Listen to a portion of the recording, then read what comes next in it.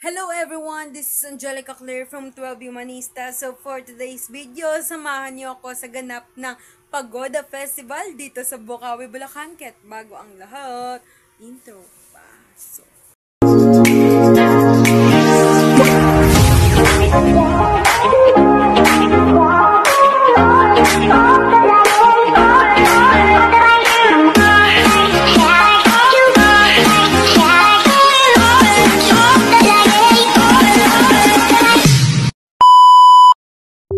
So dito, ayan, papunta ako ng Daungan kung nasaan ang pagoda, kung saan doon nakalagak yung pagoda. Ayun, sa Daungan. So, since malapit lang naman yung bahay namin sa Daungan, syempre nilakad ko na lang. Uy, sayang pamasahe. Ano ba yan?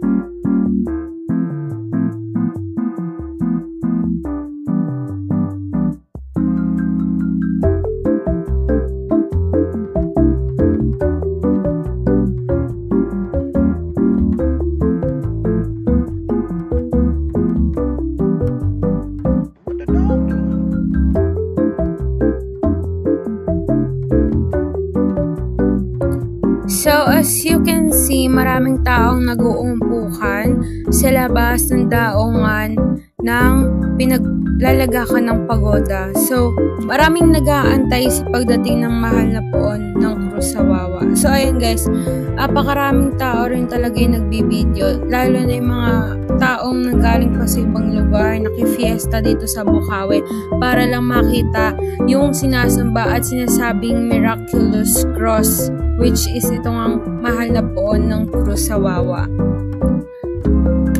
So, ayan guys, nakikita niyo naman na binaba na lang mula sa karosa yung mahal na poon ng Cruz sa Wawa at dinala na lang ng mga tao o ng marshal doon sa mismong Daungan pasakay ng pagoda dahil sobrang dami talagang tao doon sa mismong loob ng Daungan.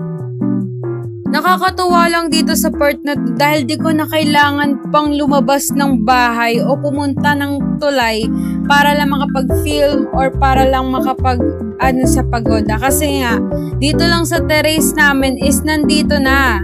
Makikita mo na yung ligiran ng bawat bangkang nakiisa sa pagse-celebrate ng piyesta ng mahal na poon ng Cruz sa Wawa. So as you can see, napakarami din naman talagang lumigid.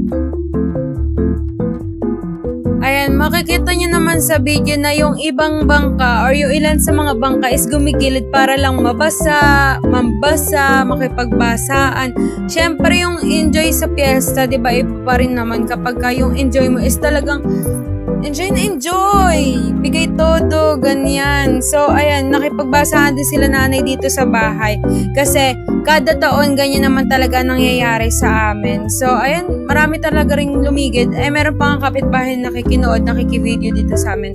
Kasi nga, hindi nga makita, gawa nang sila ay malapit sa may kasada. So, ayan, napakarami. So, yun lang yung mga ganap namin dito sa bahay. At syempre, meron ding mga kainan, handaan, yun nga lang hindi ko na na-video, gawa ng privacy ba, ganyan, kasi syempre, hindi naman namin bisita yun, ibang tao yun, kung sana kami-kami lang, wala namang problema.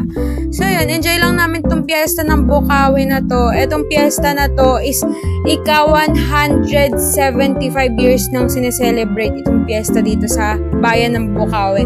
So kada taon ay nangyayari yung ganyan. And then meron pa sa susunod, which is ito yung tinatawag na hatiran, kung saan ay ang Cruz sa Wawa ihatid sa Late kung saan natagpuan itong lumulutang. Kumbaga yun doon sa chapel sa may dulo. Bawat tao dito sa Bambang ay alam kung saan yung Lati na yon na sinasabi na kung saan nga malapit doon ay natagpuan yung Cruz sa Wawa. Ayan, pagsapit ng mag-aalas 8 ng hating gabi, ng kinagabihan ng fiesta, ay merong fireworks display mula sa St. Martin of Tours Parish Church.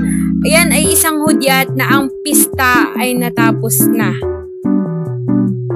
So, ayan lang. Dito nagtatapos ang ating vlog. Sa lahat ng gustong dumayo sa susunod na taon, ang piyesta ng Cruz sa Wawa dito sa Bocaue ay sineselebrate tuwing ika-unang linggo ng July.